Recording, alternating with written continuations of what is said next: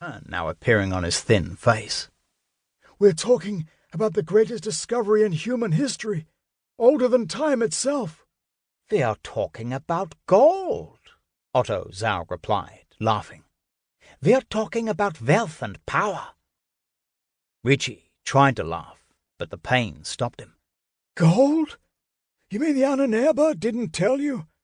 Perhaps they thought a simple panzer officer wasn't capable of understanding. This is about more than simple gold, Major. This is about the greatest secret in the world, and without my knowledge and research, you and your army of ignorant, racist apes will never uncover the truth. Your Ahnenerbe will never find what they seek so desperately." "You lie!" screamed Zaug. He aimed the pistol once at Ricci's head, his hand trembling with renewed rage. "You're simply playing for time, trying to save your own wretched skin." This time, Ricci managed to laugh through the searing pain in his ruined legs, but once again he was sobered by the sight of the dark blood pouring out of his thighs into the dirt of the mine. It slowly congealed in grisly pools around him. "I am too old for games, Major."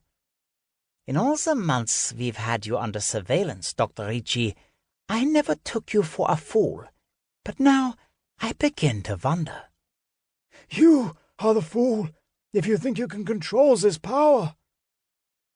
The pistol thundered in the silence of the shaft, and Ricci felt the third bullet tear into his stomach. He doubled over in agony. The pain rose like a burning tide of fire, which enveloped him until it was all there was in his life. He closed his eyes for a moment and tried to stifle his screams. He saw his children playing on the beach, his wife opening a bottle of wine. Memories of long ago flashed before his eyes. Then his mind raced with the unfolding horror of the moment. After all these years of research, it had all been for nothing. All these years of hunting for the evidence he so desperately wanted, and finding it buried deep in the mines, just as he always knew it would be. But now it was going to end like this, with his death and the Nazis getting their hands on such unbridled power. And worst of all was the knowledge that it was all his fault. It was his years of diligent research, of trawling through the artifacts, poring over the texts, believing in the legends when all those around him mocked and ridiculed him, that had led to this discovery. And it was his own foolishness that had allowed the Nazis to follow him and take his discovery away. It pained him even to think about it. The SS officer walked over to Ricci and put his boot on the dying man's shoulder to hold down his body, while he wrenched the sack away from him. He jerked at it, pulling with such force he snapped the strap. Ricci looked up at the Nazi once again, perhaps for the final time. Outside, he now heard the familiar cry of the kestrel he had watched just that morning, gliding in the thermals above the cliffs in the sunrise. He thought about what would happen if the Nazis found what they were looking for, what they had used Major Zaug to find. Zaug opened the sack and looked at the piece of ancient, crumbling text inside, and his smile faded. Ricci saw the Nazi's face change expression instantly. The archaeologist spoke through dry, cracked lips. "Now the truth dawns.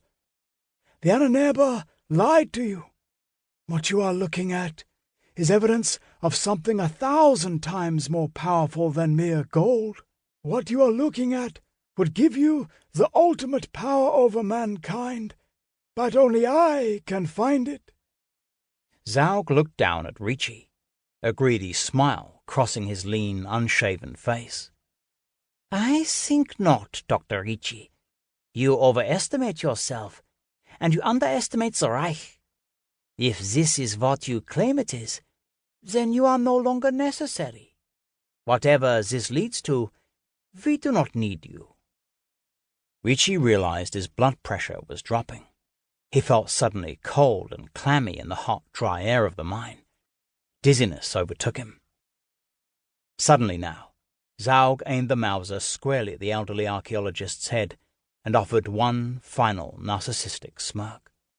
"Before you die," Zaug said coolly,